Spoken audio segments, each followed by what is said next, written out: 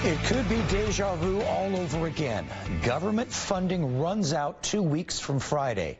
And today, President Trump tweeted that if the bipartisan committee working on the budget doesn't include money for a wall, then they are wasting their time. Well, here to talk about this is Travis County GOP Chairman Matt Mackowiak and Tara Pohlmeyer from Progress, Texas.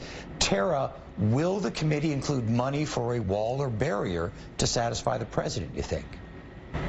No, I don't think that the committee will include exactly what Trump is demanding. I think that they will come up, again, with a bipartisan solution. Like you said, this committee includes both Republicans and Democrats, including 2 from Texas. And so I hope that these committee members will keep Texas in mind and make sure that they're listening to our Texans and make sure that they do what's best for our border when it comes to immigration reform.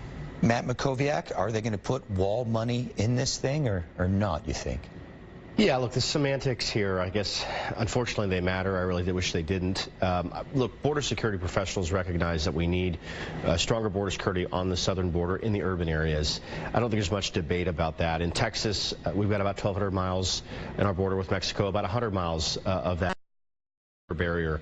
I believe that this bill would more than double that. Again, just in urban areas, not in rural areas, not in the mountains, not in the river, etc., but in the urban areas where people can blend in.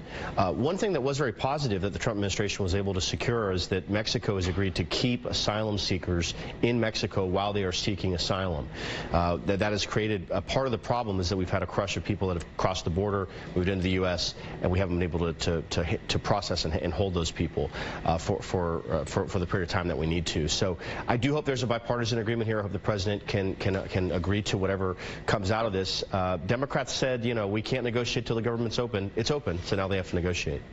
Tara, if we end up with another shutdown, who gets hurt the most? The president, the Democrats, federal workers, the country?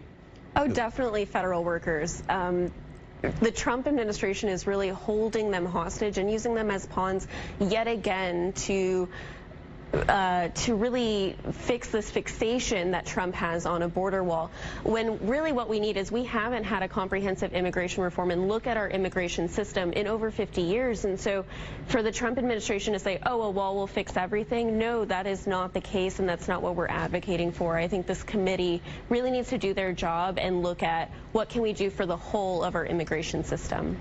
Matt Mackowiak, what about the Dreamers? Is that something that the president might use in order to get his wall or barrier? Yeah, he put 3 years of relief for the Dreamers on the table during the government shutdown. The Democrats refused to even engage or compromise or negotiate or offer a counterproposal. You can't negotiate when only one side is willing to compromise, and that's what we saw during the shutdown. Now, we're beyond that now. I don't believe the government will be shut down again. I don't think there's any appetite for that in Congress on either side of the aisle. I think what might happen is the president may use his emergency powers to do something on the border if 2 weeks from Friday they don't have an agreement. I hope he doesn't do that. There's a precedent there that could create problems for him and for the country in the future. But he's got his back to the wall here, and he wants to make meaningful progress on border security, and I think the American public wants to see that too. You know, Tara, what does it say about government, the fact that we're in this situation looking at another possible shutdown? What does that say about how our government works? I think our government right now has a lot of personalities at play here, and personalities that aren't necessarily what's best for America. So when we look forward towards elections in 2020 and beyond, I think we really need to look for people who are willing to keep America's best interests in mind and make sure that Americans are safe and also that immigration is an option for people who choose that. Okay, we got to wrap it up. Tara, Matt, thank you both as always. Thanks. You.